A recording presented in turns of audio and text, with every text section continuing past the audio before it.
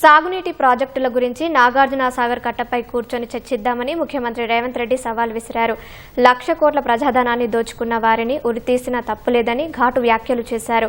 ముఖ్యమంత్రి రేవంత్ రెడ్డి సూర్యాపేట జిల్లా తుంగతుర్తి నియోజకవర్గం తిరుమలగిరిలో లబ్ధిదారులకు నూతన రేషన్ కార్డులు పంపిణీ కార్యక్రమానికి శ్రీకారం చుట్టారు.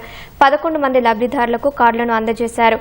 వ్యవసాయం దండగ కాదు పండగగా మార్చామని, ఏడాదిన్నరలోనే రైతులకు 1,50,000 కోట్ల ఆర్థిక సాయం అందించామని వివరించారు.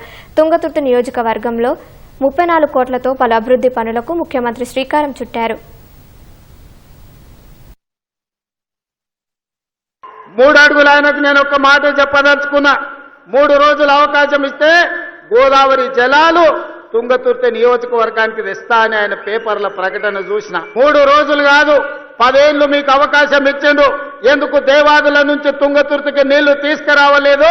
గోదావరి జలాలతోని ఈ ప్రాంత భూములను ఎందుకు తడపలేదు అని నేను అడుగుతున్నా. నీ ఊరు మండలం చేసుకున్నావు, మండల ఆఫీస్ అన్న తెచ్చుకున్నావా? ఎంఆర్ఓ ఆఫీస్ అన్న తెచ్చుకున్నావా? పోలీస్ స్టేషన్ అన్న తెచ్చుకున్నావా? 10 ఏళ్లు మంత్రిగా ఉండి నీ నాయకుడు ముఖ్యమంత్రిగా ఉంటే నీ సొంత మండలానికి ఒక ఎంఆర్ఓ ఆఫీస్, ఎంపీడీఓ ఆఫీస్, ఒక పోలీస్ స్టేషన్ తెచ్చుకోలేదు. ఇవాళ మా మందుల సామెను తీసుకొస్తే ముఖ్యమంత్రిని ప్రభుత్వ కార్యక్రమాన్ని అడ్డుకుంటానని ఆయన ప్రగల్భాలు పలుకుతుండు. ఏది ఒక్కసారి అడ్డుకొని చూడు. మా తుంగతుర్తి నియోజకవర్గంలో కాంగ్రెస్ పార్టీ కార్యకర్తలు చూసుకుంటారు. గా పక్కనే రామరెడ్డి దామోదర్ రెడ్డి గారు ఉన్నారు ఊరికాడ. మేమందరం ఈ వేదిక మీద ఉన్న వాళ్ళు ఎవరు అక్కర్లేరు.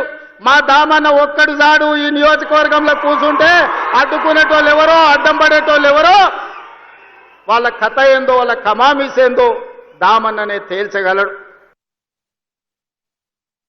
3 కోట్ల 10 లక్షల మందికి ఇవాళ సన్న బియ్యం ఇస్తే రేషన్ షాపుల దగ్గర పెద్ద పెద్ద బార్లు తీరిన లైన్లు ఉంటే ఇవాళ ఆయన అంటున్నాడు రేషన్ షాపుల కాడ బార్లు తీరినరని. మీరు గ్రామాలలో రేషన్ షాపులు ఎన్నడూ తెరవలే, బెల్ట్ షాపులు మీరు తెరిచిండ్రు.